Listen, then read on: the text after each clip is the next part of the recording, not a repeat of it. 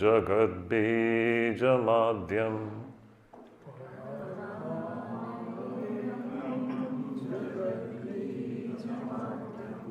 paratmanamekam jagadbijamadyam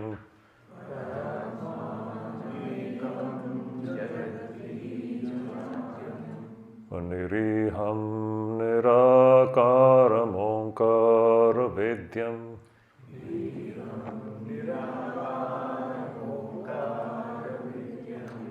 niriham nirakaram onkara vedyam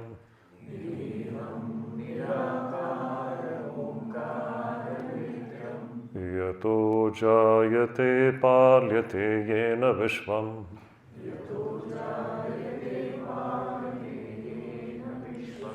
tamisham bhaje liyate yatra vishvam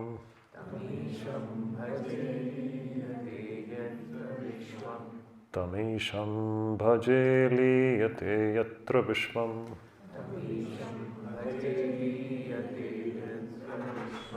sahana bhavatu sahanau bhunaktu sahaviryam karavavahai tejasvinavadhitamastu ma vidvishavahai. Om Shanti Shanti Shanti.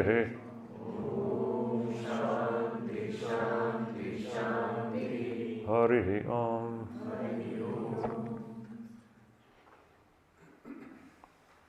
So dear devotees,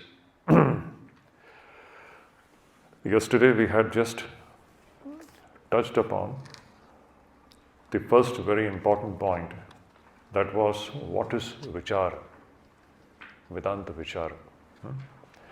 The book started with Sadhan Chatushtaya, which we have seen, which is the very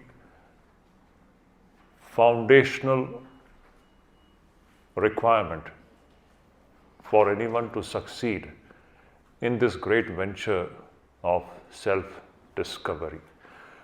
No one can succeed in this venture until we have at least some amount of Sadhan Chatushtaya, some amount. Nobody is expecting 100% of Sadhan Chatushtaya, but some amount of it is expected.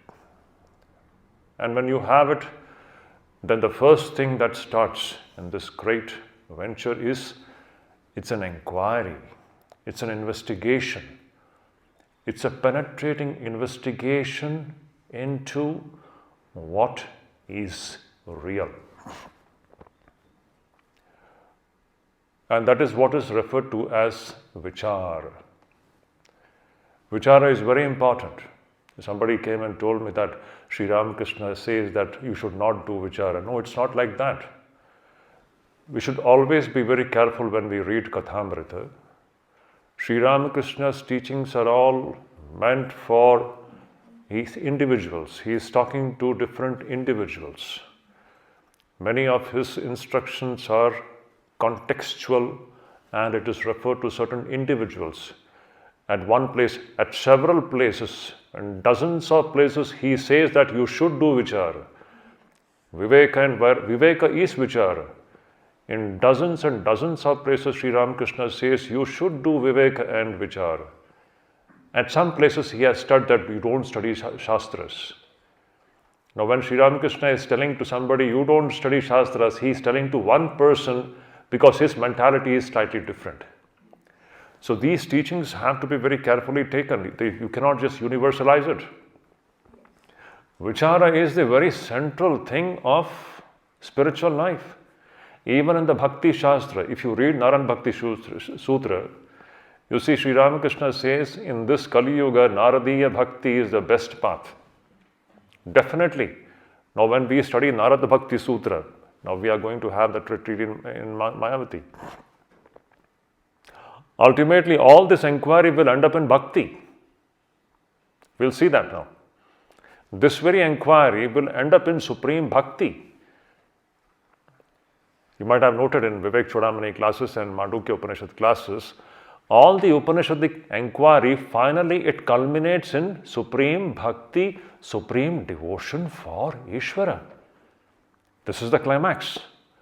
And Sri Ramakrishna says in this Kali Yuga, Naradiya Bhakti is the best path. Now, what is the speciality of Naradiya Bhakti? It is Jnana Mishra Bhakti, not only Bhakti, a Bhakti which has got the foundation of this Vedanta Vichar. Now, if you read Naradiya Bhakti, you will say it is Advaita Vedanta. It is in Advaita Vedanta that you will find the real Bhakti coming into picture. I'm just touching upon this point because you mentioned it, because it's very important. We live with many of such wrong misconceptions in our mind. You see what Krishna says in Bhagavad Gita. Krishna says there are 4 kinds of bhaktas. Is it not? 7th chapter if you read, Sri Krishna says there are 4 kinds of bhaktas. Now I'm not going into the detail, it will take a long time. But no, it's very important. No, it's not only your question, it's everybody's question. We have a wrong idea that Jnana path is different and Bhakti path is different. No, they are not different. They are one. They appear to be different. Jnana fructifies into supreme Bhakti, and Bhakti, wherever true Bhakti will be there, that supreme Advaita Jnana will be there. You can look into the lives of all these great Advaitins who have existed in history. The greatest Advaitin to have existed in history is Sri Shankaracharya. He was the greatest Bhakta. You tell me? The greatest Advaitin was one of the greatest Bhaktas of all times. Look into his mesmerizing, heart-melting, melodious compositions full of Bhakti Rasam. Whether it is Krishnashtakam, Gangashtakam, Narmadashtakam, Yamunashtakam, Vishwanathashtakam, Bhavani Ashtakam, everything is full of Annapurna Stotram, the worship of Divine Mother. It's all heart-melting, heart-throbbing, full of Bhakti Rasa. The greatest Advaitin of all time was also the greatest Bhakta, because in Advaita culminates in supreme Bhakti. Tell me, what do you mean by Advaita? Advaita simply, now let us not complicate the whole thing. Advaita has to tell us only one thing, that Ishvara alone is existing. Now, once to come to this conclusion that Ishvara alone is existing, we have to do a lot of vichara. It is needed. Why?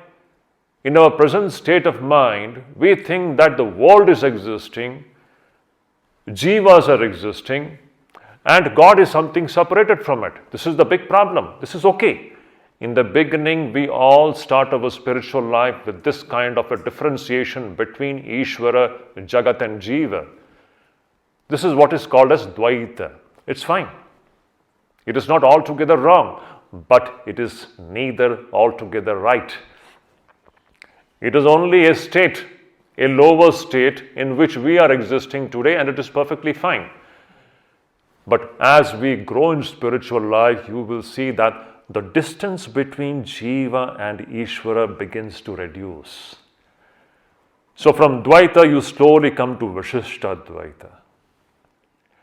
What is the difference between Dvaita and Vishishta Dvaita? I am putting it in a very simple, experiential language. The distance between Ishvara and Jiva has become reduced. Where there is lot of distance, it becomes Dvaita.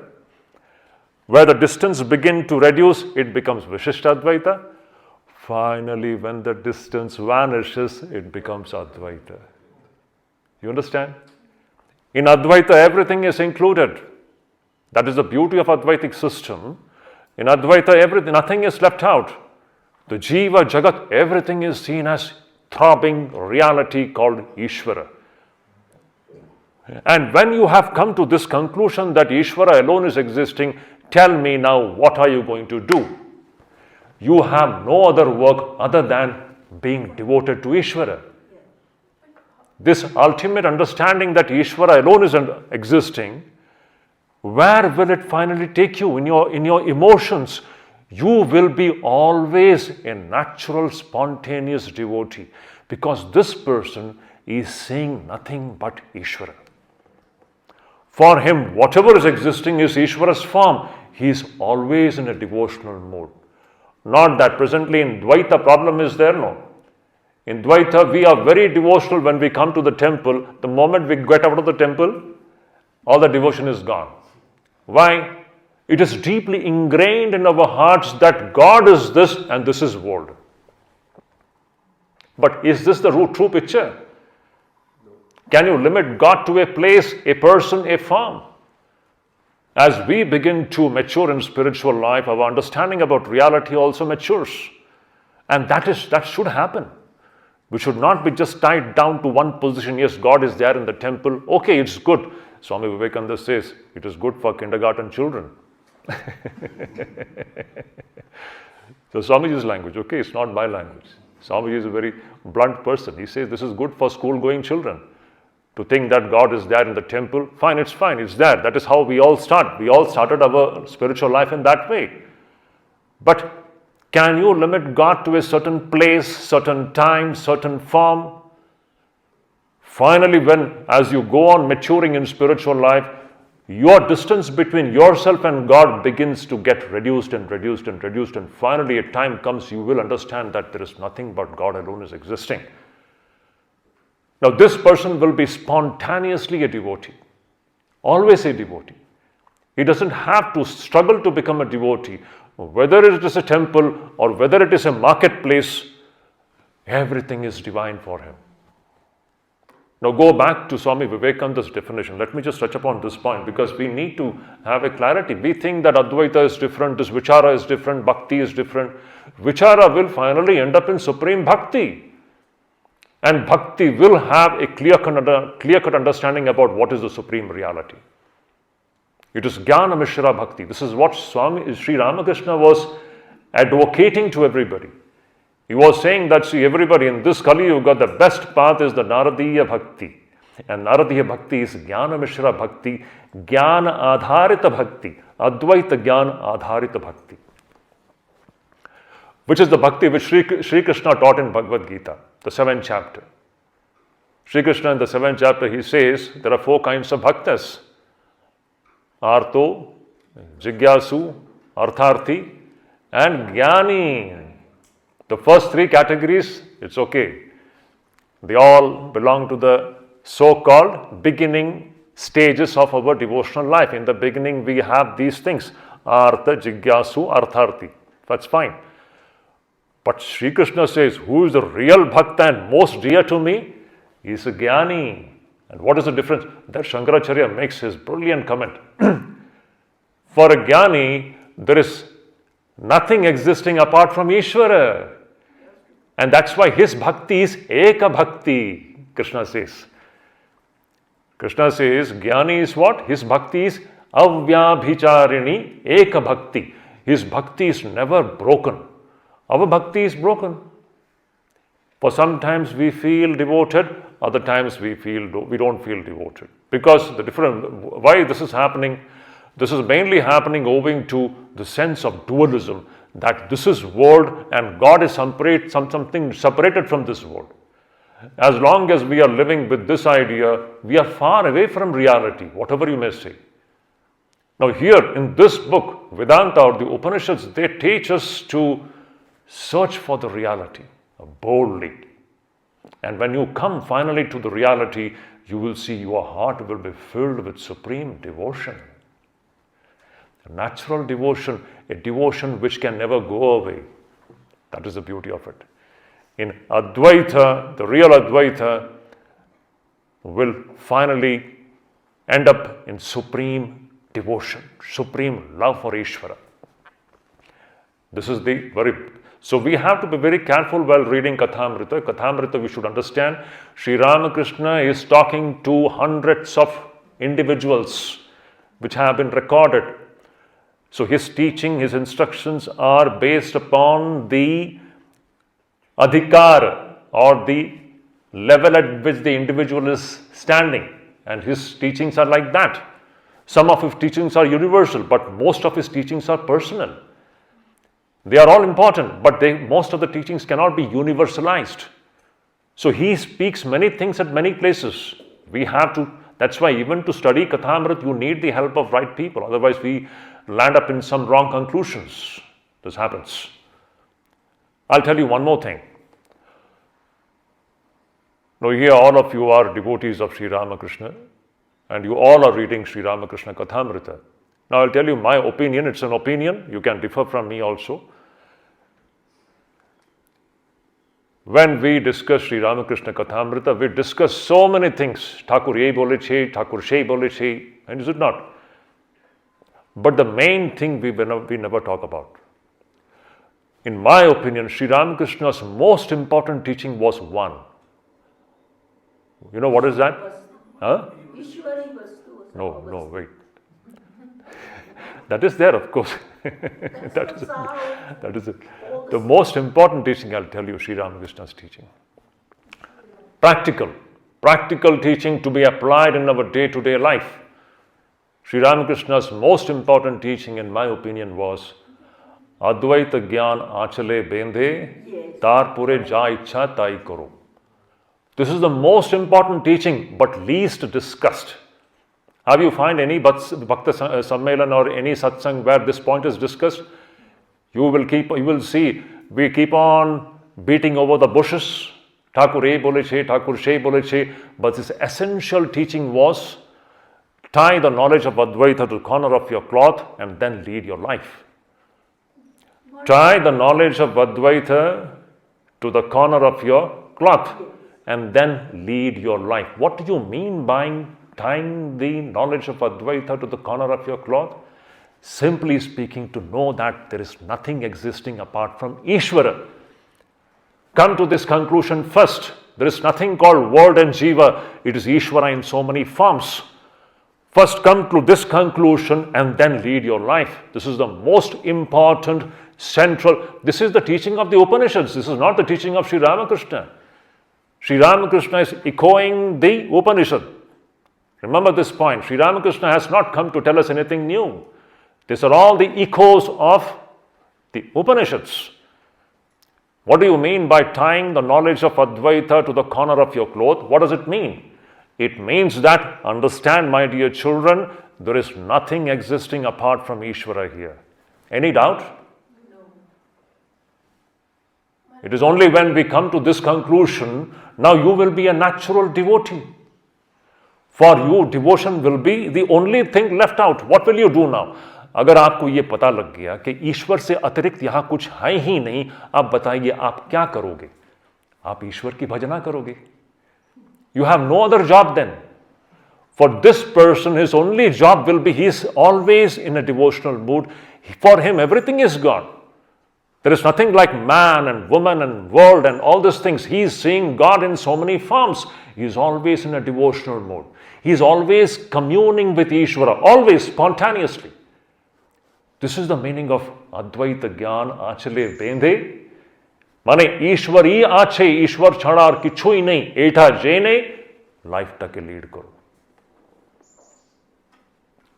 Do we discuss this point when we talk about Sri Ramakrishna? This is the point which is least discussed in all our satsangs. We don't discuss this point. We keep on saying Thakur e bole che, Thakur she bole che. But the essential teaching of Sri Ramakrishna is this: tie the knowledge of Advaita to the corner of your cloth and then lead your life. So beautiful it is. This is the teaching of the Upanishads. That is what Shankaracharya is trying to make us understand.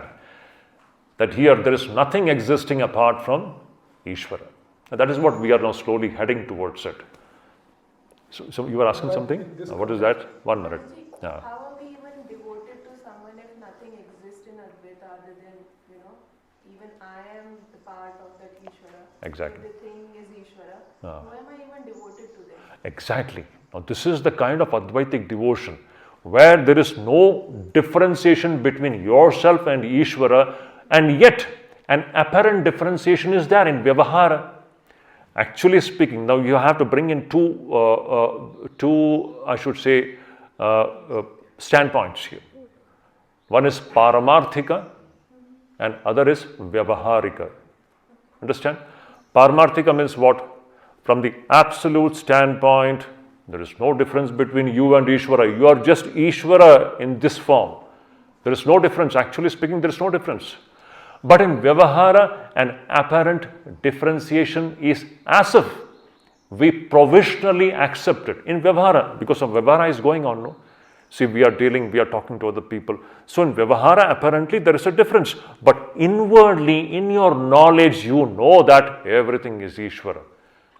So with this bhava, with this drishti, you are leading your life. Apparently, on the working plane, on the Vyavaharika plane, the differentiation, you have to maintain the differentiations and the what should I say, the decorum of Vyavahara has to be maintained. But the inner bhava and drishti of this person is what?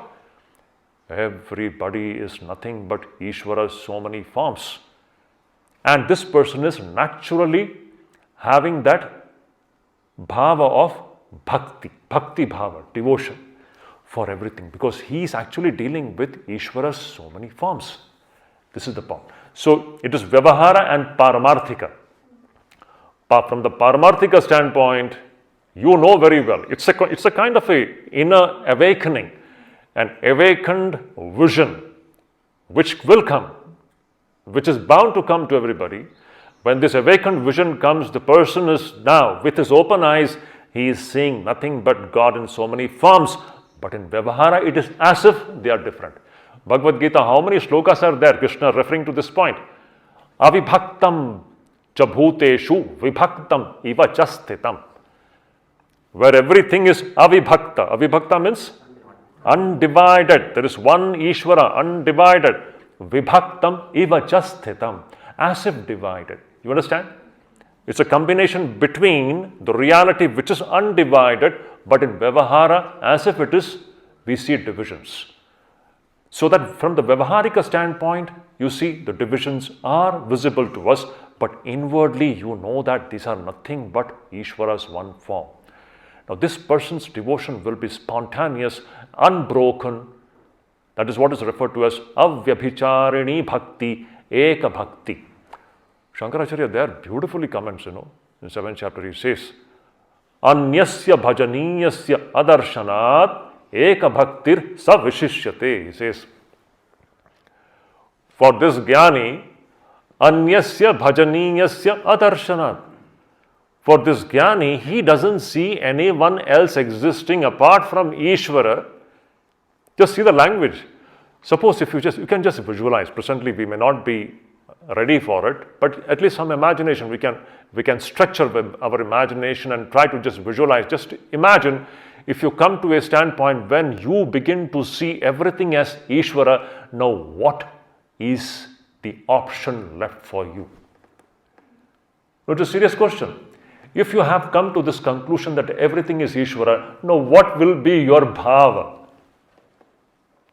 You will always be in a devotional mood. Not only while going to the temple. Presently our devotion, mandire gele khub bhalo laglo, bayre ashlei phos jagat ache. Ei sob bhut ache. Tai na? Etai hoy amader. Mandire gele khub bhalo laglo, thik ache. It's good. When we go to the temple, we feel so good. And the moment we step out of the temple, we see this is world, this is this is that, this is this is that. Whereas this, what is the reality? There is nothing existing apart from Ishvara. Ishvara is not just limited to the temple. Now, go back to Vivekananda. See, we have to study all these things from the standpoint of the Upanishads. Otherwise, we end up having some misconceptions about these, I should say, these particular teachings of these great masters. They have to be understood in the proper context.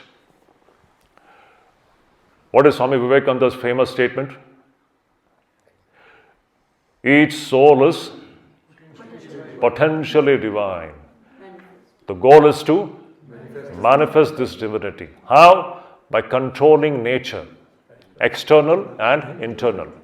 Every word is important. He is summing up, Swami Vivekananda is summing up everything that Shankaracharya has told and Upanishads have told. These are all eternal, universal teachings. Each soul is potentially divine. What do you mean by potentially divine? Presently, it is not known to us. It is potential, it is not manifested.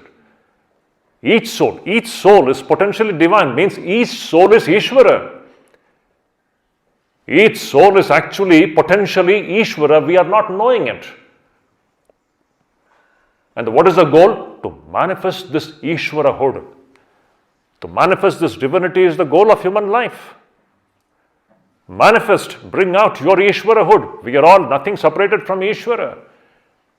Each soul is potentially divine. The goal is to manifest this divinity. How do you do it?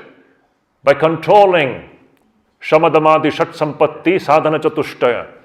Viveka Vairagya Shamadamadi Shat Sampatti Mumukshutvam. You have to control, you have to bring about some kind of a restraint in your life, controlling nature, external and internal. And how are you going to do that? By 4 yogas, either by work or worship or philosophy or psychic control. 4 yogas, is it not? Bhakti Yoga, Karma Yoga, Dhyana Yoga and Jnana Yoga. Any one of them or 2 of them or all of them. And what is the goal? And be free. Mukti, mukti, mukti. When you practice all these yogas are all same. They are all taking us to the same goal. What is the goal? God alone is existing, Ishvara alone is existing, the highest Advaitic truth. They all will end up in this great understanding that there is nothing apart from Ishvara. So do it either by work or worship, psychic control or philosophy, one or more or all of them, and be free. This is the whole of religion. Books, temples, rituals, these are all secondary details. These are Vivekananda's words. Temples, they are secondary details. Books, rituals, your puja and these are all just different ways of slowly getting connected with that supreme reality. That's all. If it is not helping us to reach the reality, it is useless. Ultimately, the goal is what? Advaita. This is what Sri Ramakrishna is saying, that tie the knowledge of that Advaita. What is this Advaita? Ishvara alone is existing. Come to this firm conviction. There is nothing existing apart from Ishvara, and with this knowledge, now lead your life. This is the most important teaching of Sri Ramakrishna, which is also the main teaching of the Upanishads. It is the main teaching of Sri Krishna. It is the main teaching of Shankaracharya. It is the main teaching of Vivekananda and Sri Ramakrishna. So you understand the importance of what we are studying here. Here we are struggling to understand that there is only one reality which is existing. It is Ishvara alone is existing. We are struggling because our mind is so much clouded in the wrong way.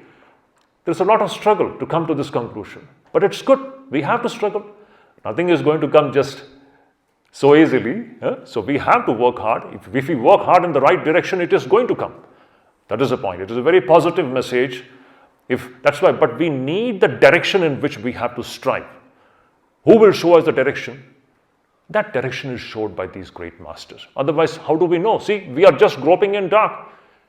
We are living with all kinds of imaginary ideas about one's own self, about Ishvara and about Jagat.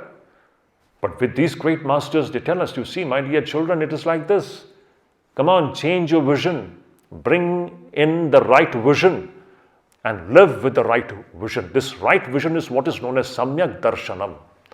In Vedanta Shastra, you should come to Samyak Darshanam. Asamyak Darshanam, we go on groping in darkness. So we have to come to the right point. So I just wanted to touch upon this point because Neeruji came and told that you should not do vichara. No, it's not like that. Absolutely wrong. You should do vichara.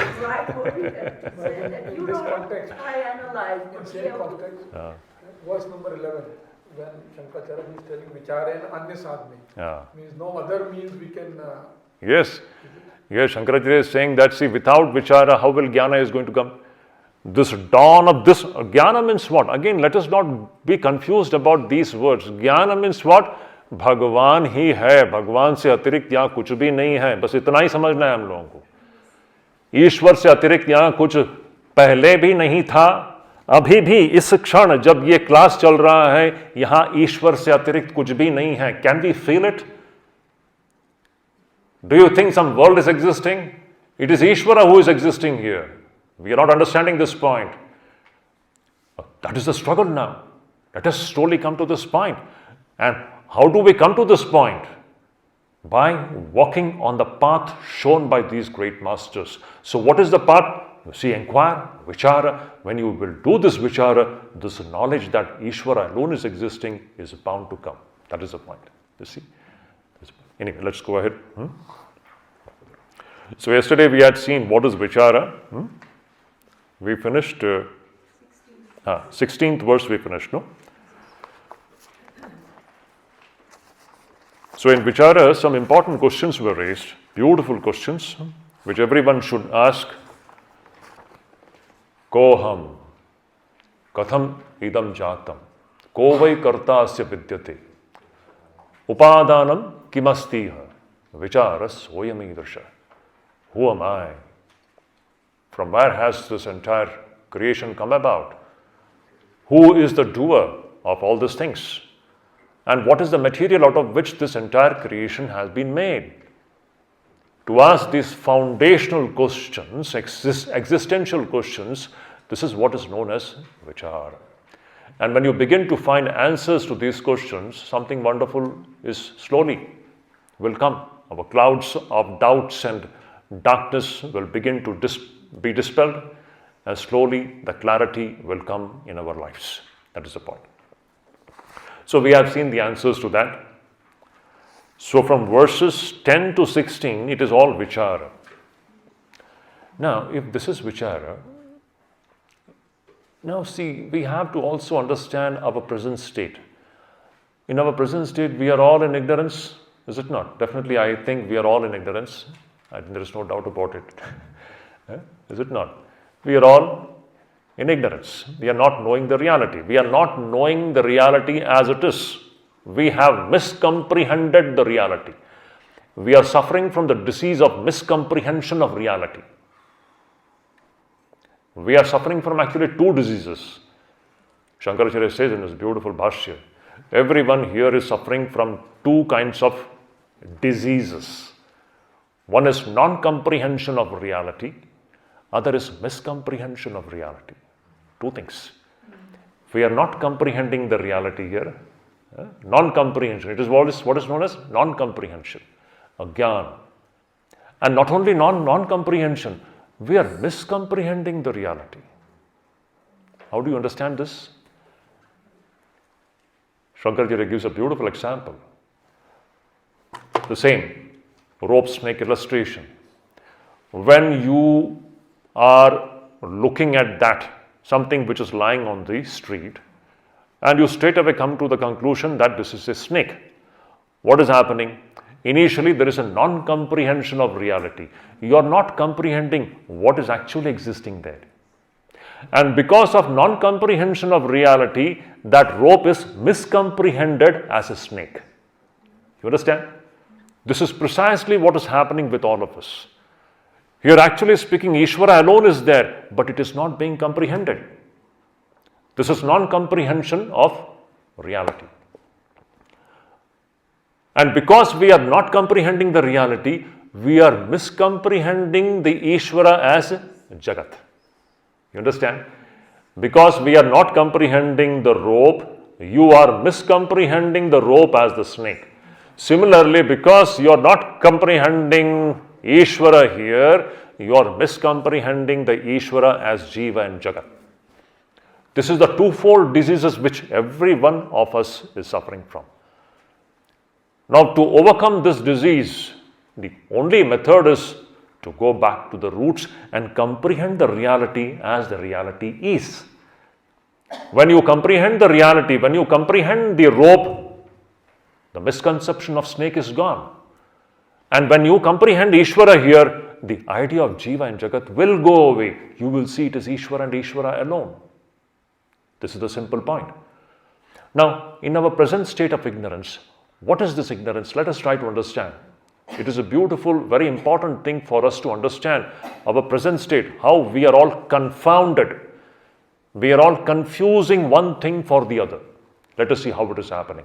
From verses 17 to 23, these 7 verses, they all tell us what is ajnana.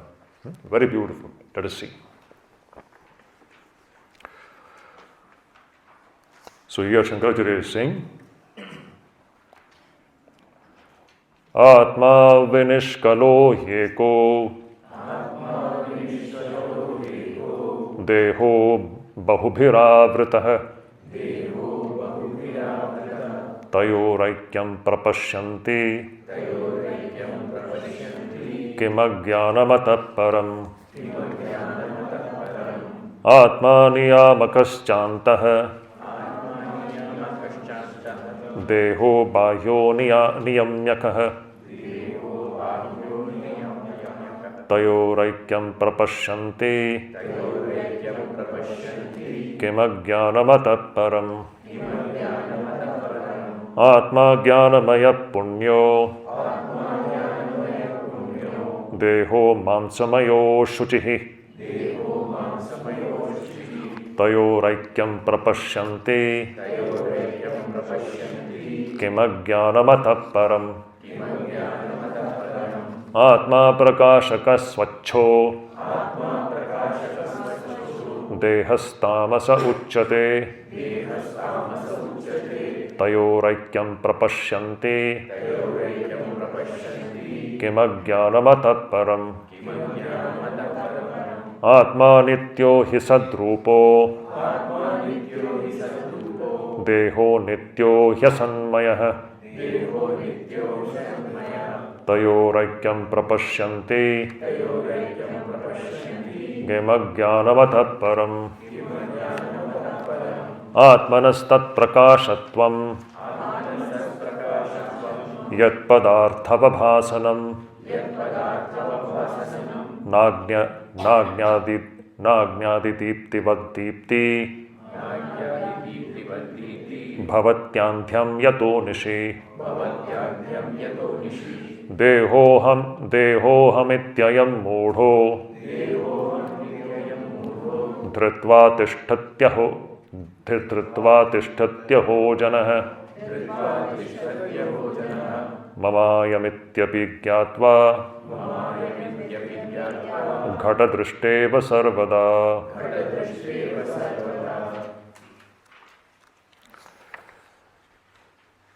In these verses, Shankaracharya is telling us what is ajnana. What is this ignorance? So what is this ignorance? He is saying, beautiful verses. Now this is our state, okay. In our present, this is the description of our present state. But this is something which will go away. It is only a matter of time. Maybe in this life, maybe in the next life, maybe after 100 lives. But this will go away. This is the thing. This is the thing which goes away. Let us be very positive. That is the positive message of Upanishads. That's why actually Upanishadic message is so full of life and positivity. It is telling us, my dear children, no matter how much in darkness you are now, the darkness will go away. It is only a matter of time. The moment light comes, the darkness is gone. It is going to go away. It may happen after 100 lives, doesn't matter, but it is going to go away. That's the positivity of it. So we have no reason to be despondent. No situation is hopeless in life. No, the worst situation is also not hopeless, because these are all passing phases. It will all go away. The truth will manifest. It is only a matter of time. And if we begin to work earnestly in that direction, we can expedite the whole process. That is a positive message. If you consciously, voluntarily, earnestly work in this direction shown by the great masters, we can expedite this entire process. So the choice is yours. You want to do it, you don't want to do it, the choice is yours. If you don't want to do it, you're delaying it, that's all. But how much ever you delay it, someday or the other it is going to come. That's the tremendous positivity of Vedanta. So, this is our present state. What is our present state? Shankaracharya is saying, see, Atma Vinishkalo. This Atma is what? It is without parts. Deho bahubhiravritaha. This body is made up of full of parts, is it not? This body is made up of parts. Hands, feet, limbs, head, nose, eyes, ears. These are all different parts of the body. Atma has got no parts. Then the question is, Tayo Raikyam Prapashyanti. And yet, you are considering this body to be the Atman? You are considering the body and Atman to be the same? Kim ajnanam ataparam. What can be more ignorance than this? This is the heights of ignorance, to confuse one thing with the other.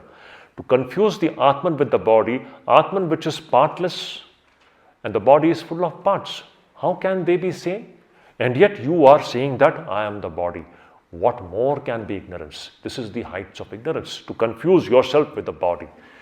The point is, you cannot be the body. You are actually the witness of the body, the partless witness of the body. How is that you are considering yourself to be the body?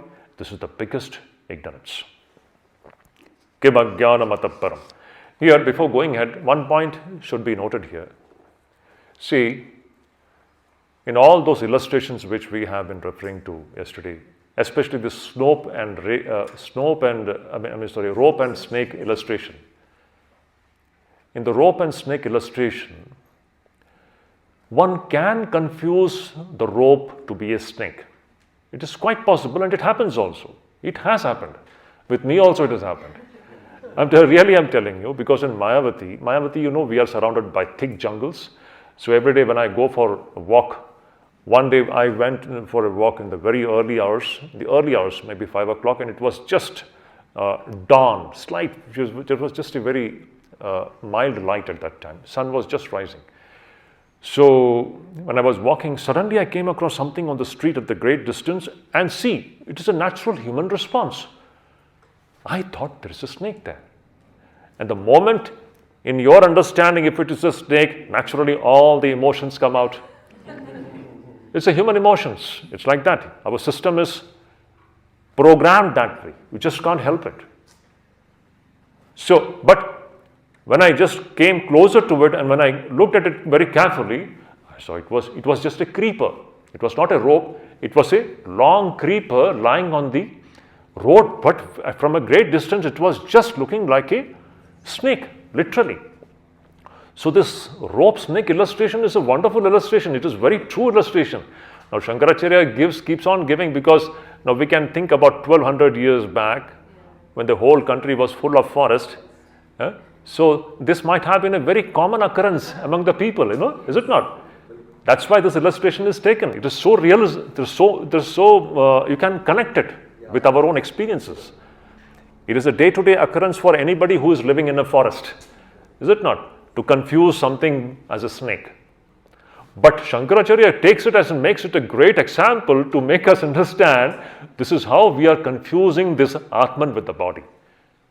But in that illustration, one point has to be noted. Between the snake and the rope, there is some similarity, is it not? And it can be confused. The rope is also something which lies elongated, something which is long and which has got its kind of a dimension, which is very similar to a snake's dimension and thickness, is it not? And it is very plausible and understandable that a rope can be confused with a snake. But here, between Atman and the body, where is the similarity? In spite of there being no similarity, we are confusing it. This is what Shankaracharya wants to tell here. You understand this point? Between the rope and the snake, there are several grounds of similarity, and based on which you can confuse the rope for a snake. But Atman, the witness consciousness, and this body, actually speaking, has got no similarity at all. They actually belong to two different categories, altogether different categories, and yet we are making a confusion between them. What can be more ignorance than this? Kim ajnanam atah param, you see. That is the point. Here the two things between which we have got a confusion, they are so dissimilar and mutually opposite, and yet we are confusing one thing for the other. That is the point. You understand? This next 6-7 verses, the main bhava of these verses is that this Atman and the body, they belong to totally two different orders of existence. And yet we are confusing one thing for the other. This is the point. And see, he's saying, Atma niyamakascha antaha. This witness consciousness, Atman, now you have to just try to, when we are reading this verse, you have to exercise your imagination. Even you can practice it. You are actually the witness of your thoughts and the body. You are not the body. You are the witness of the thoughts and the body. And that witness consciousness is the niyamaka. He is the one who is the ruler. And that witness consciousness is antaha. Anta means inside, inward. And what is body? Deho bahyo niyamyakaha. Body is external and niyamyaka means that which is ruled. Atman is the ruler. That witness consciousness is the ruler. Body is the ruled. Atman is the innermost reality. Body is something external. Tayoraikyam prapashyanti. You are considering these two things to be identical. What more can be ignorance than this? How can these two things be identical? That is the question. And yet we are thinking that this body is the Atman. This is the problem. Atma Jnanamaya. This Atman is Jnanamaya. It is full of consciousness, Satchit Anandam. And Atman is Punyo. It is absolutely Punya. There is no blemish in that. Punya, holy. Deho Mansamayo Ashuchihi. And the body is what? It is made up of flesh and blood and bones. And it is Ashuchihi. It is fully unholy or impure. Is it not? Now, what is so good about this body? Tell me. If you just look inside the body, tell me, is there anything which is pleasing or pleasant inside it? It is all filth. This body is nothing but it is a bag of filth. And Atman is always pure. And yet we are thinking that these two things are identical. What more can be ignorant than this? Tayoraikyam prapashyanti kim ajnanamataparam. Atman is ever pure, body is always impure, yet you are confusing these two things to be one and identical. What more can be ignorance than this? Atma prakashakaha. Atma is that which illumines. And swachho. Atma is swachha. It's clean and pure. Dehas tamasa uchyate. Body is tamas, darkness. Atman is full of light. The body is dark. It is tamas. Tayoraikyam prapashyanti kim ajnanamataparam. And yet you are considering these two things to be identical? What more can be ignorance than this? Atma nityo hi sadrupo. This witness consciousness is nitya. It is always existing. It never goes away. Very important point. This witness consciousness, which you are, it is always existing. And that is sadrupo. Sadrupa means always existing. Sat. Deho anityo hi asanmaya. And this body is anitya and asanmaya. Asanmaya means it is not actually real. It is appearing to be real. Whereas the witness consciousness is always existing. It is nitya. And it is sadrupa. It is always ever existence.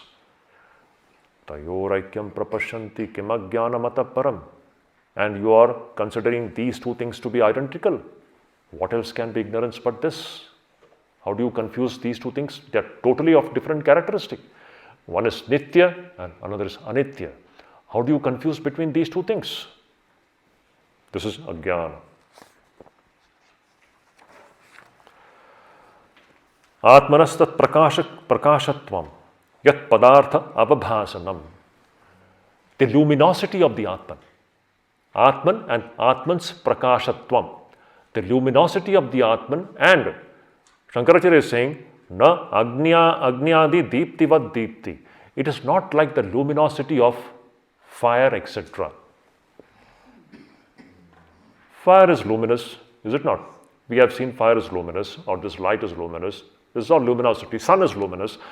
The biggest luminous body in this solar system is what? Sun. But Atman's luminosity is totally different from this luminosity. How?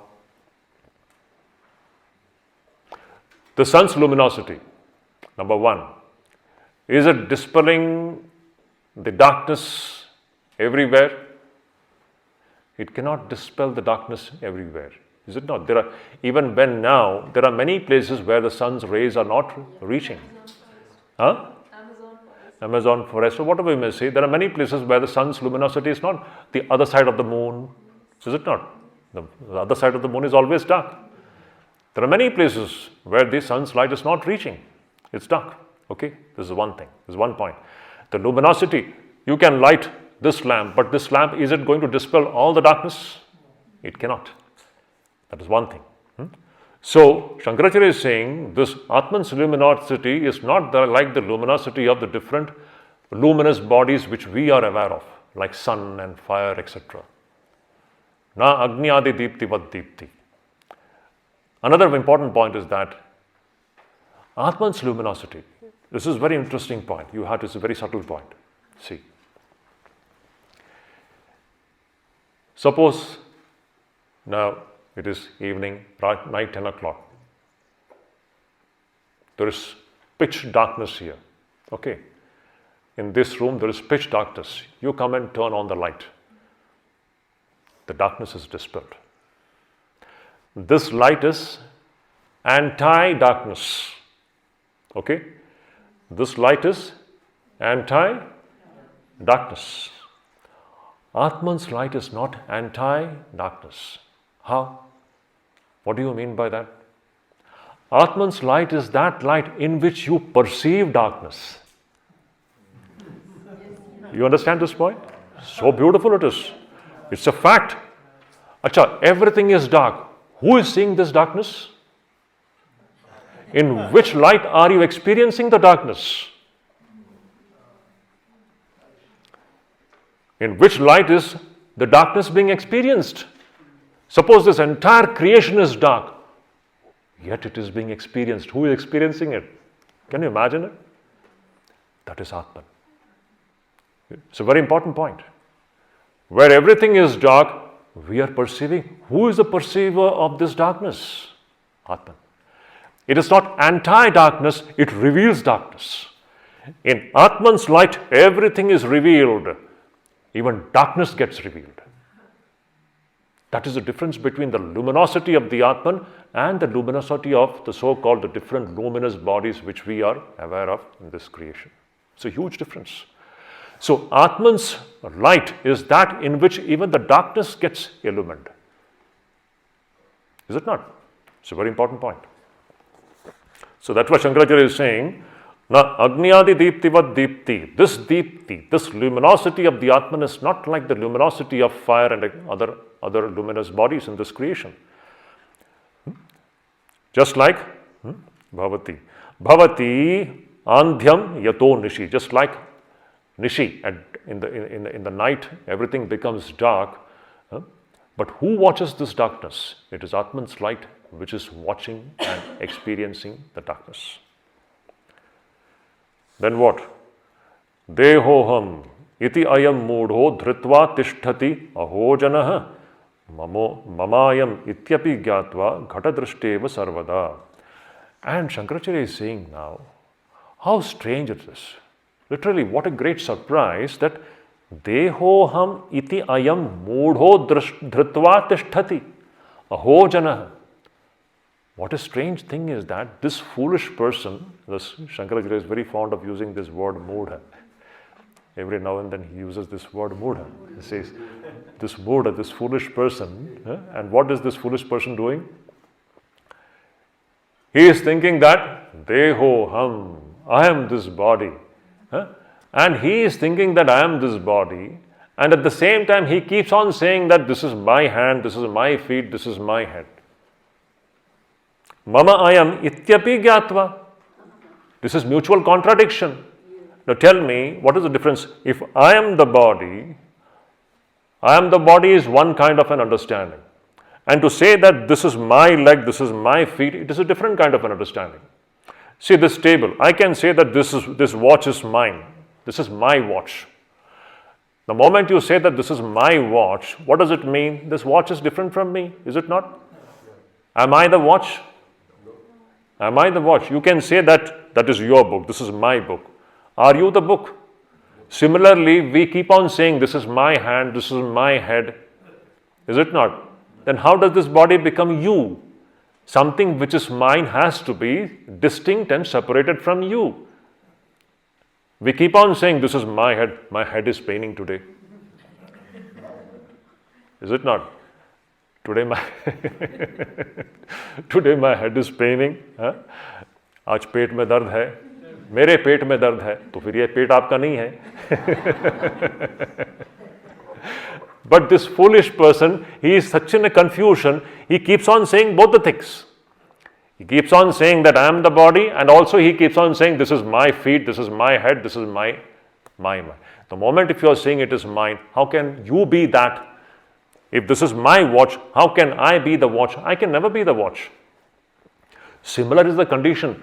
Now see, if you really go into this topic of who am I, no one will be able to prove that you are the body. This is the definiteness with which the Upanishad Rishis they talk about.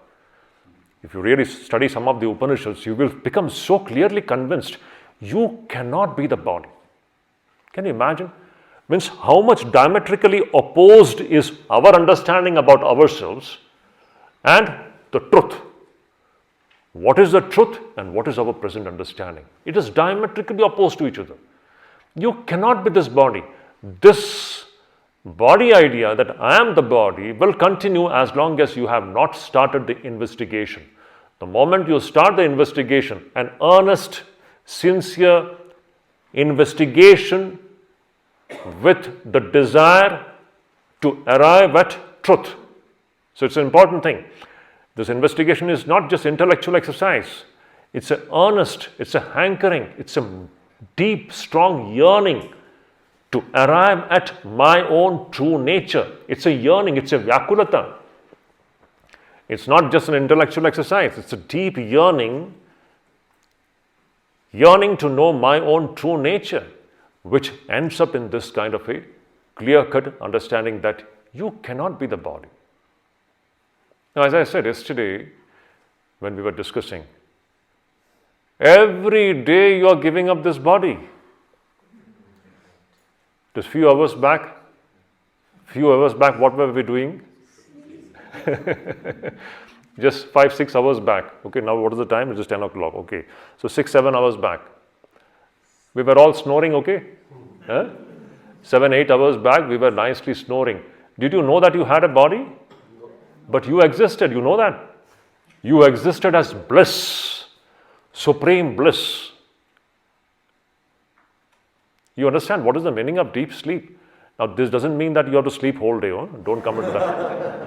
अभी बस वेदांत बोल दिया तो अच्छा है, अभी जाके सो जाओ. ऐसी गलती मत करना. That is only an indicator of, just imagine, this is a beautiful indicator. Tell me, when we sleep, what is your experience when you get up from sleep? Totally fresh, is it not? All your tiredness is gone. Why is it happening? Can anything else in this creation make you like that? Nothing. And when you get up from sleep, you're full of bliss, is it not? Anandam.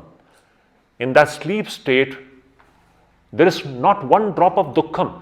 Has anyone experienced dukkham in sleep state? That means he is not sleeping, he or she is not sleeping.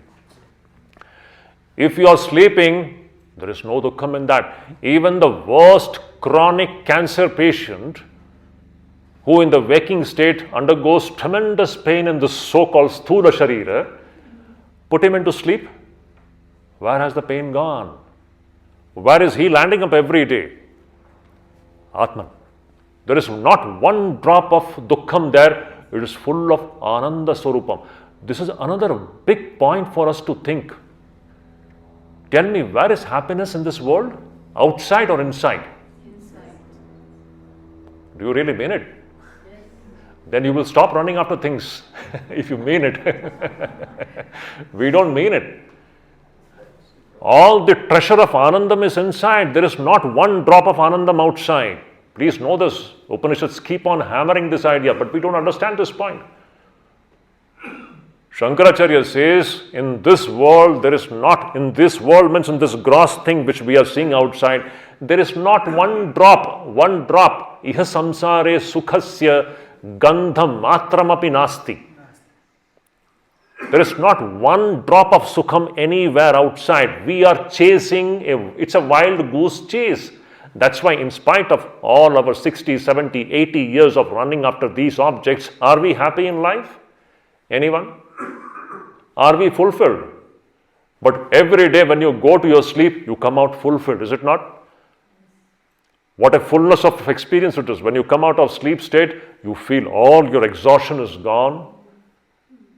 Your tiredness is gone. From where is it coming? You call it Atman or Ishvara. Every day we are becoming one with Ishvara in deep sleep state. What does this show? Is happiness outside anywhere? No, this is the confusion. That's why Shankaracharya keeps on saying, oh Mudha. Foolish person, you are thinking outside there is happiness. You go, run. Huh? How much you will run? You will become tired. You see, every day we are running and we are falling into sleep and going back to Ishvara. Is it not? Every day in a waking state, what is happening? We are running and we are chasing these different objects of pleasures and we become exhausted, and then after becoming exhausted, we just fall asleep. Is it not? We just fall into the sleep state. You are literally falling into the lap of Ishvara. And we become recharged and we come back. So every day in our life, this Ishvara Sambandha is taking place. We are not even knowing it. Ishvara is outside. It is right inside each one of you, each one of us. Is it in the temple? It's good. This is just a reflector of your own self. I'm telling you this point. Sri Ramakrishna is your own reflection. Can you imagine this? Your Ishta is the reflection of this Atman. This is the Atman, nothing else. There is no Sri Ramakrishna apart from the Atman, the witness consciousness. It is here, right here. Every day you become one with it. You don't even know. And you're searching for Sri Ramakrishna here and there. How far is God from us?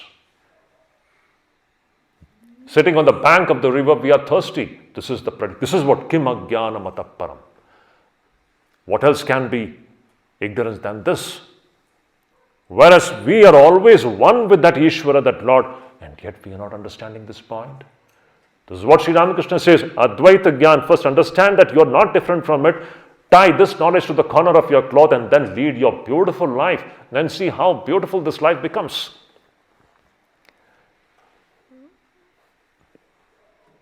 Kimajnana mataparam. So beautiful. Where is Anandam? Anywhere outside? Some doubt is there, no? Hai, thoda to hai na.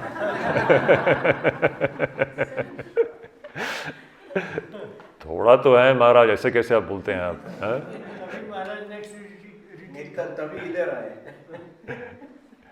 See, the life goes on like this. We chase and we chase and we chase and we die. Again we are born. That is what Shankaracharya is so beautiful in Bhajagovind.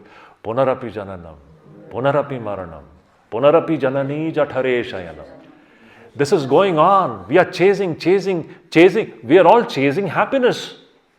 And we are not getting it. You won't get it. Happiness is here, Ishvara, right inside each one of us. So stop running outside. Look inside. Everything is here. We are the, what should I say? We are the heirs of this great treasure of Ishvara. Amritasya putraha. Upanishad says, the children of immortal bliss. We are that. Not the, what can be more ignorance than this? This is what Shankaracharya is saying. Look inside. It's here. Don't confuse this Atman to be the body. They are two different things. Go back.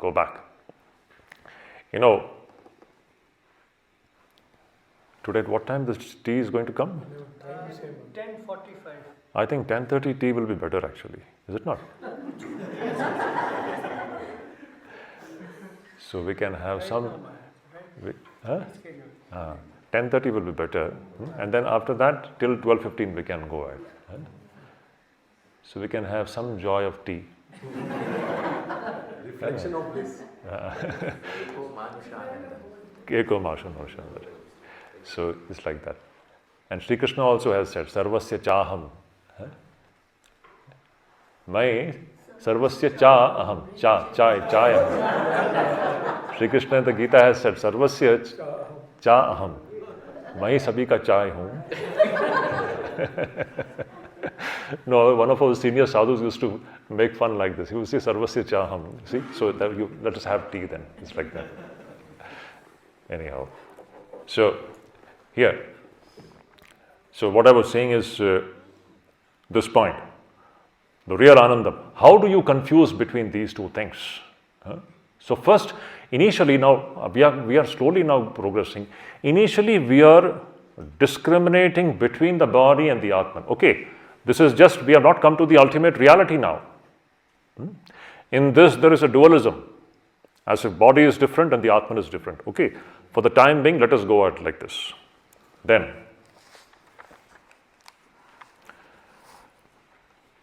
now, we have seen, this is what is Ajnana. To consider the Atman and body to be the same is Ajnana. They actually belong to two different orders of reality. One is Anitya, other is Nitya. One is fully impure, Atman is ever pure. Body is subject to birth and death and all these things. Atman is Ajara, Amara, Atma. These are totally two different things. And yet we confuse one thing for the other. This is what is going on. Now, if this is Ajnana, now see what is Jnana. The next few verses, that is from verse 24 to 28, it tells us what is Jnana. You see? Shankaracharya is saying here, Brahmaivaham samashantah Satchidananda lakshanah Naham deho yasadrupo Jnanamityuchyate budhaihi Nirvikaro nirakaro Niravadyoham avyayah Naham deho yasadrupo Jnanamityuchyate budhaihi Niramayo nirabhaso Nirvikalpo hamatatah Naham deho yasadrupo Jnanamityuchyate budhaihi Nirguno nishkriyo nityo Nityamukto hamachyutah Naham deho yasadrupo Jnanamityuchyate budhaihi Nirmalo nishchalo nantah Shuddho hamajaro marah Naham deho yasadrupo Jnanamityuchyate budhaihi. Beautiful. Shankaracharya says, now this is Jnanam. Opposite of Ajnanam is Jnanam. To consider body and the Atman to be identical is Ajnana. To consider that I am the body is what is Ajnana. In short, to consider this Dehatma Bodha is what is Ajnana. To consider that I am this Deha. The real meaning of I is something different. I can never mean the body. The real meaning of I is the Atman. This body is coming and going, no? Tell me, is it not every moment changing? How we were, say, 20, when you were some 30, 40, 50 years back. Look into your physical structure, how was it? 50, if you just look into your photograph of your childhood days. Let us take some of your photographs of your childhood days. See, I was looking like this. And now what has happened? You are not that. अभी क्या हो गया, मैं कैसे था, है? ये ऐसे ही होगा, ये चला जाएगा ये. But I always remains. The real meaning of I is that unborn Atman. This is a passing thing. That's why do not cling to this. Do not stick to this. This is the teaching of Gita, you know. The essential teaching of Gita, Sri Krishna he keeps on hammering one idea. How many of you have read Gita here? Everyone should read Gita. That is the greatest spiritual manual ever in the history. Nothing like that. No book can compare with Bhagavad Gita. Everyone after that is only echoing him, that's all. That is the final word in spiritual life. All comprehensive philosophy of life is Bhagavad Gita. Absolutely no comparison. Then you can see the practicality of it. Krishna is teaching the highest Advaita and how to apply it in our day-to-day life. In the Kurukshetra, that is the beauty of it. And the whole secret is what is now? Non-attachment. Non-attachment. So beautiful. Non-attachment. Non-attachment. Non-attachment. Do not stick to anything. Because why do not stick to anything? Because everything is a passing. It's all good. You can't stick to anything. In fact, you are always unstuck. That is another thing. I'll slowly come to that point. You cannot stick to anything. That is the truth. And yet we are sticking. We are so madly sticking to things, to human beings. The more you stick, the more you suffer like anything. It takes a whole lifetime for us to understand. My husband, my wife, my children, this my, and the way we madly stick to it, it makes us miserable. Literally crushes us. We don't understand this point. The jiva gets crushed owing to this attachment. That's why the central teaching, I always say, in Hindi हम लोग बोलते हैं, चिपकना मना है.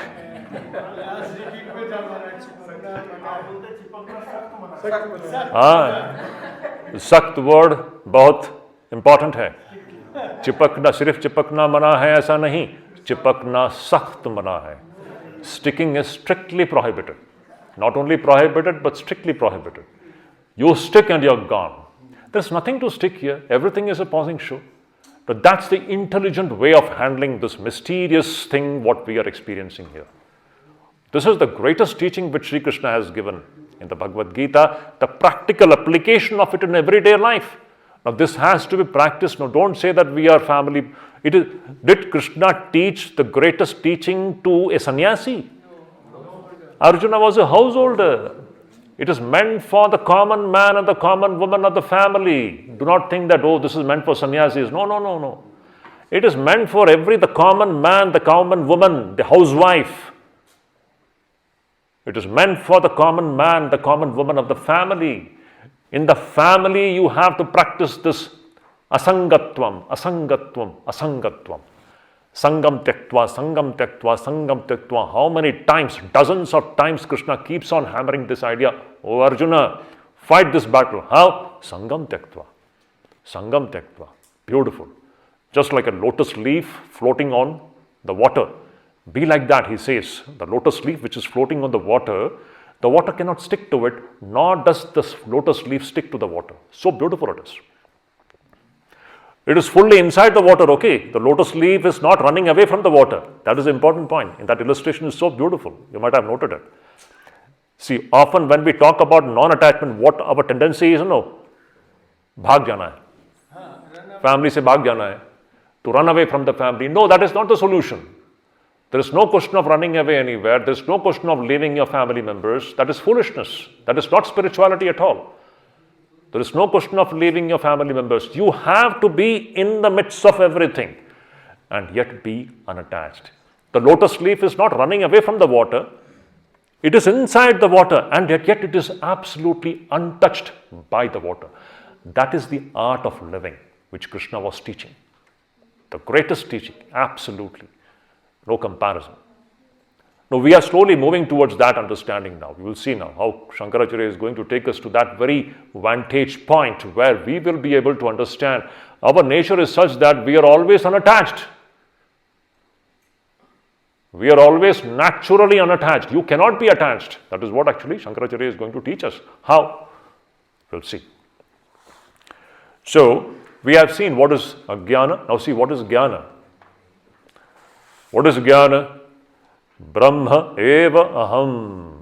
I am not this body. I am that Atman, the witness consciousness. And this Atman is what? Sama. It is same. Atman is same to everybody. There is no, when you take the body standpoint, then I will see somebody is fair, somebody is dark, somebody is tall, somebody is short, somebody is fat, somebody is lean. Is it not? We make all the differentiation based upon the body idea. This is a man, this is a woman. All the differentiations are based upon the body idea. If you start seeing the Atman, where is the differentiation? All the differentiation is gone. You see the one Atman in so many forms. It is Sama. Ihaiva tairjita sargo yesham samye sthitam manah nirdosham hi samam brahma tasmad brahmani te stitaha.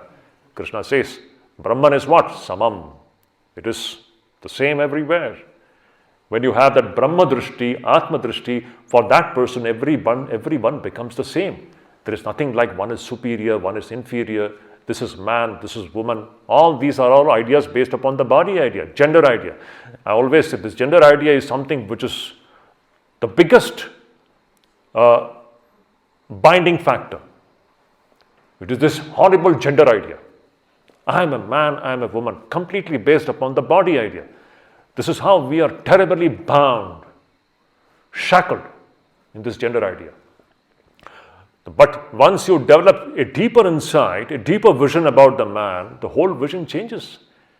When you train yourself to see Ishvara in everybody, where is gender, where is man, where is woman, how much the mind becomes liberated. It's a great experience which should come in everybody's life. As long as you are focused and glued only to the body idea, then you will be glued to the gender idea. And the moment the gender idea comes, where is freedom, you tell me? We are all so bound and shackled to this gender idea. This is a man, this is a woman. But the moment you develop a deeper insight, a deeper vision, when you begin to see the Ishvara residing in everybody, you begin to see the divinity. Where is the gender gone? It is so superficial. This gender idea is so superficial actually. But that is the one thing which is so strongly governing every human being. We are governed. Are we free? As long as we are glued to this gender idea, are we free? Tell me. Who is free here? As long as we are governed by this gender idea, who is free? This is what is bandhana. And the khandana bhav, Swamiji says, as long as you have gender idea, you cannot attain mukti. Swamiji's statement. In Complete Works, he says, as long as you have a gender idea, you cannot become free. How can you be free? As long as I consider I am a man, I am a woman, where is freedom? It's bandhana, it's a terrible bondage. And this is happening owing to Kimajnanamata param. To consider that you are a man and woman, what more can be ignorance than this? You are the Atman. You are that Brahman. Brahma eva aham samashantaha. I am that witness consciousness beyond all this gender idea. Sama, same everywhere. And shantaha. See, this is our description, okay? This is our true description. We are like that. We are always shanta. In our true nature, in our true nature, we are always Shanta. Brahman is always Shanta. Shantam, Shivam, Advaitam. There is no turmoil there. It's always Paramanandam. But here, always Ashanta. Is it not? As long as we don't know our true nature, we are always Ashanta. We are all Ashanta, Ashanti, Ashanti, Ashanti. It's owing to ignorance. So, Brahma eva aham samashanta. Satchidananda lakshanaha. My true nature is Satchidananda lakshanaha. Naham deho yasadrupo. I am not this body, which is asadrupa. Asadrupa means which is not actually real. Jnanam ityuchyate budhaihi. Wise people have called, this is what is jnanam. Now see, earlier what is ajnana was described. Now this is what is jnanam. Jnanam is what? To know that I am not the body. I am that witness consciousness which is Satchidananda lakshanam. This is what is the wise people have referred to as jnanam. Then what? Nirvikaro. I am what? I am absolutely without any change. The body changes. But actually, am I changing? You never changed. None of you have changed. You cannot change. Can you imagine this? You cannot change. It's not possible. It is impossible. You cannot change. What a big idea it is. In your true nature, you cannot change. It's impossible. This is Jnanam. Now see, this is what you have to drive this idea deep into your hearts. My true nature, assert it. This is what Swami Vivekananda says. Manifest the divinity. Each soul is potentially divine. Now manifest this divinity. Tell yourself that I am changeless, that witness consciousness. Manifest it. It is presently potential. Bring it out. This is what is religion. Religion is not the question of just going to the temple and doing something ritualistically. That's okay on the surface. The real religion is what? To bring out the Ishvarahood, which is hidden now, make it manifest. Assert the reality, set aside that which is not real. That is what is being shown here. So, Nirvikaro, I am the changeless entity, the witness. Nirakara. This is another very important point. Nirakara means what? Formless.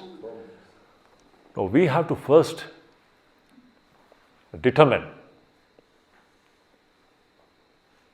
do you really have a form or not? It's a very Vedantic question is like that. We are going to the root of everything. Do we really have form? Yes, Maharaj. Provisionally, presently you have.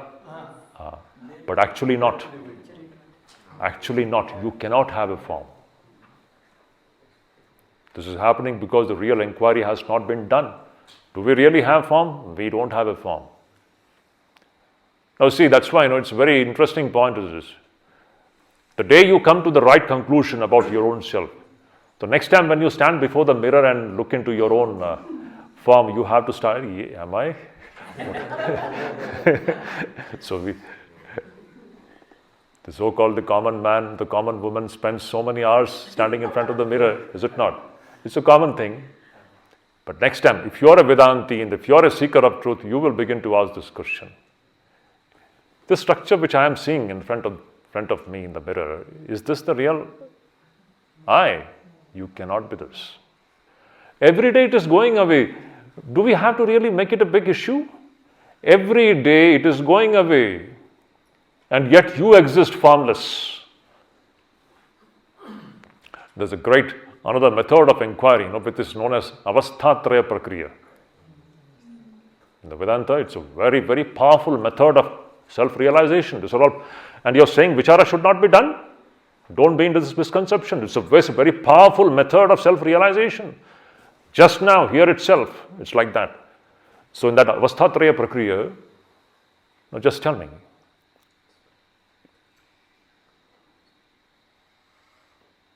now this is the waking state. We go and lie down on our bed. Okay.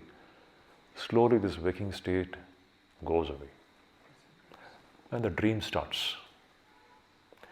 In the waking state, this Shuddhidananda was there. Okay. This Shuddhidananda was, this is something mysterious. This is something mysterious. I'm telling you, all these external forms are mysterious. Shankaracharya uses a very beautiful term, Mahadbhutam, Anirvachaniyam. It's like that, mysterious. This Shuddhidananda is gone, there another Shuddhidananda has come. And that Shuddhidananda has got no connection with this Shuddhidananda. Absolutely no connection. Okay. Now, when you were seeing a dream, who were you? Were you the person inside the dream as a character, or who was seeing the dream? This is a big question. Who is the seer of this dream? It's Atman. You are that Atman. You are not that character inside the dream world. And then the dream also goes away. This waking Shuddhidananda is gone. The dream Shuddhidananda is, see, all these forms are gone. Then you end up in sleep, where there is no form, but you exist. You exist with form or without form? You have a form. Every day it is happening. First to determine whether you have form or not. The formless is appearing with forms. It's a mysterious play which is going on. Actually, if you inquire into it, you will see you will fail to prove that you have form. Presently, sitting in this waking state, you are thinking that you have a form. Now, if you really penetrating investigation, if you institute, you will see that none of us has got any forms. This is a very, very startling revelations which should come into everybody's life. So, whether we are Sakara or Nirakara, and depending on that will be our idea of God also. Whether God has form or not, this is a big fight, no? We keep God Sakar hai ya Nirakar hai, wo dono hai. It depends actually, God's Akriti and Nirakriti depends upon your understanding upon yourself. As long as you think that you have a form, you are bound to have a God with form. You can't escape that position. You understand? As long as I think that I have a form, I am this, my idea of God also will be with one human form. You just can't escape this position. Swami Vivekananda says, if a cat imagines about a God, what will it imagine? It's a huge cat. It can't escape that position. Cat's idea about God will completely depend upon the cat's mold. You can't jump out of your own mold. As long as you are thinking that you have got one form and a human form, you can't jump out of this human mold. Your idea of God also will be human. But is God really human or something like that? No. In truth, we are talking about a higher standpoint. Actually, God is not a person. This is what is the principle. God is not a person, and yet it can be person. As long as I consider myself to be the person, God has to be person. You can't escape that. But ultimately, is it a person? When you understand you are Nirakara, you will understand God also will be Nirakara. These are all connecting points. So we are all evolving in our life. Our evolution is an evolution in our own understanding about ourselves. As we keep on evolving, our idea of God also keeps on evolving. You understand? So it's good. Initially, we need the human forms of God. It's good. That is what is Ishta. Beautiful. But as we go on evolving in spiritual life, you will see your idea of God also. Then it cannot be limited to one form. It cannot be limited to one place. Then, what is the most beautiful form of God? Actually, let us talk about form of God.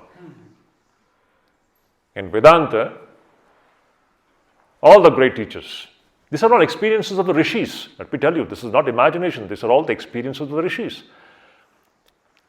If God has got form, yes, God has got form. Parabrahman comes in form. It is nirguna as well as saguna. It is nirakara as well as sakara. Both the things. Absolutely true. But what is the most beautiful akara of Brahman? The most beautiful form of Brahman? Huh? No, most beautiful form of most beautiful form of Brahman. Rupa. Most beautiful Rupa of Brahman. Huh? Whichever attracts me. Huh? Whatever attracts me. Go. It is good. The most beautiful form of God is this. This is God's form. We are understanding this point. This Virat is the most beautiful form of God, naturally existing form of God. This is Saguna Brahman. Are we understanding this point? It takes very, very long investigation for us to come to this conclusion. Now, because we are not understanding that, so we need an easy way of understanding. So we hold on to one Ishta. It helps us. We need some prop to hold on to. Very good. You have devotion for it. Ultimately, it will end up in understanding that everything is that Ishvara's form. This is Ishvara's form. This is what Swami Vivekananda has a beautiful poem, Sakhar Prati. Banglate ache na ki ache. Bahurupe Samukhe Tumar.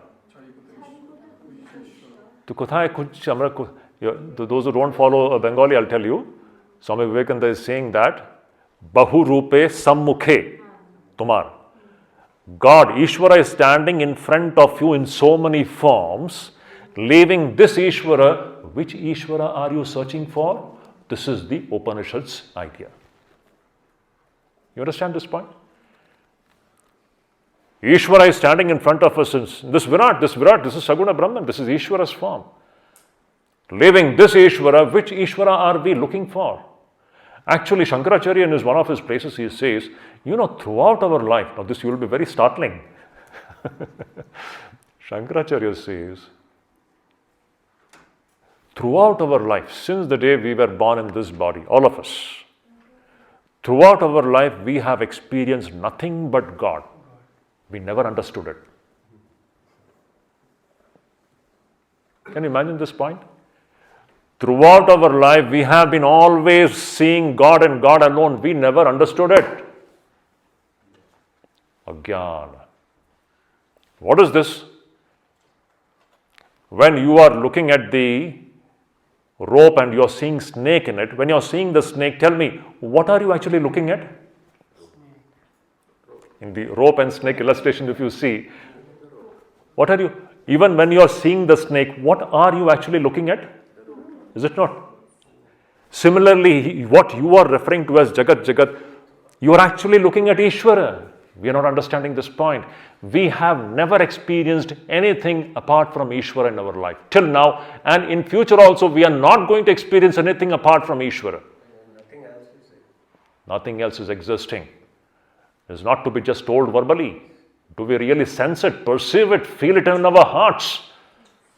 That comes only by sadhana, not by simply talking and intellectually doing gymnastics.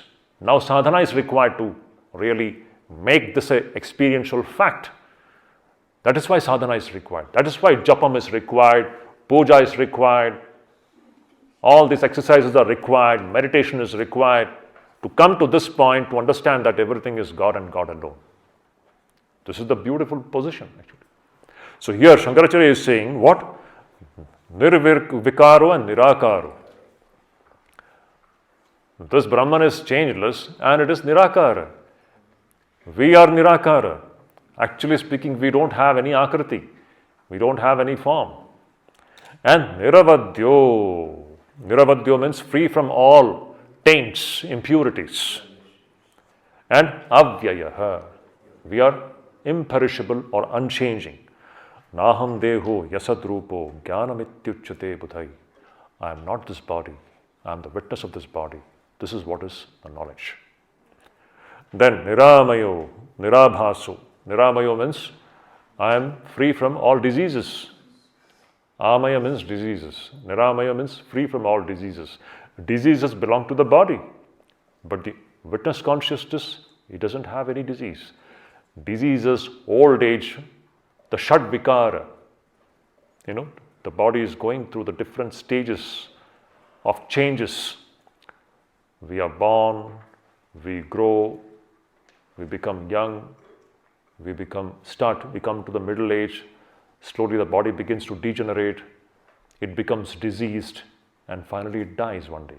This is the story of all the bodies. All the bodies, the body cannot escape, even the incarnation's body cannot escape. This cycle, this is Prakriti's play which is going on. Any physical structure has to go through these different stages. You can't escape this position. But Atman is free from all diseases. It is Niramaya. And Nirabhaso. Nirabhaso means it cannot be comprehended.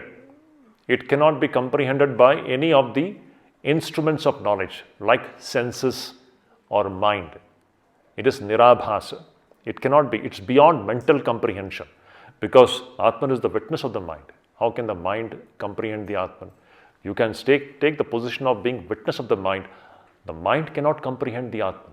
It is incomprehensible. It is Nirabhasa. And it is Nirvikalpaha. Nirvikalpa means there is no alternative. Vikalpa means you have an alternative. Because there is nothing apart from the Atman. If there is a second thing existing apart from the Atman, we could have thought about an alternative. You don't have an alternative actually. Actually, we don't have an alternative. No choice. Because that is the thing. Now, this thing has to be driven deep into our hearts. We actually speaking, we have no alternative. Atman is the only reality. Nirvikalpo. And aham atataha. This Atman is all pervading. See, it is this Atman, Ishvara, which is pervading everything here. Here, there is nothing else is existing. Naham deho yasadrupo jnanam ityuchyate budhai. I am not the body. I am that witness consciousness. This is what is known as jnana. Then nirguno, nishkriyo, nityo. Nirguno. I am beyond the gunas. Gunas means maya. Sattva, rajas and tamas. That is all maya. But I am beyond. Atman is beyond the maya and the gunas. Nirguno. Nishkriyo. I am free from all actions. There is no activity in me. Activity belongs to maya and this body. I am the witness. Atman is always nishkriya. There is no kriya in the Atman. And it is nityo. It is ever existing. Nitya mukto. And it is ever free. That is the most important thing.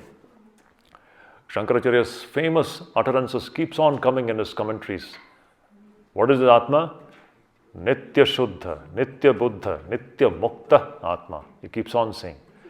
Nitya Shuddha. This is our description, okay? Yeah. We are Nitya Shuddha, first point. Eternally pure. There is no impurity in us. Can you imagine this? This we should assert. There cannot be any impurity in any one of us. We are all born pure. This is the beauty of Hindu Sanatana Dharma, which is so diametrically opposed to the Semitic religions. Swami Vivekananda hammers this idea. You open a Bible, Christian, you're born sinners, born sinners, born sinners, papi, papi, papi, papi. That is one idea. Asserting your sin. Here, Nitya Shuddha, Nitya Buddha, Nitya Mukta Atma. Just the opposite. Swami Vivekananda tells this to the Americans. The real Hindu Dharma, the glory of Hindu Dharma. You're all born pure. There cannot be any impurity in No, we are not impure at all. That should be the confidence. Where is impurity in me? In my true nature, there is absolutely no impurity. All impurity belongs to this body and mind. But I am the witness of that. Assert it. That is the way to overcome all the impurities in our so-called body and the mind. That is the way. Nitya mukto aham achyutaha. I am imperishable, achyuta. Naham deho yasadrupo jnanam ityuchyate budhaihi. One more verse I'll take. Actually, two more verses. 1 minute. I'll just 28. One more verse. Nirmalo. Again, I'm nirmala. I'm free from all mala, all impurities. Nishchalo. I'm nischala, immovable. Ananta. I'm infinite. There is no limit to me. Shuddho. I'm ever pure. Aham. Ajaro amaraha. I'm unborn and I don't die. Atman is like that. Unborn and undying. Naham deho yasadrupo jnanam ityuchyate budhaihi. I am not this body. I am that Atman. This is what is jnana. Let's stop. We can have a cup of tea and then we'll come.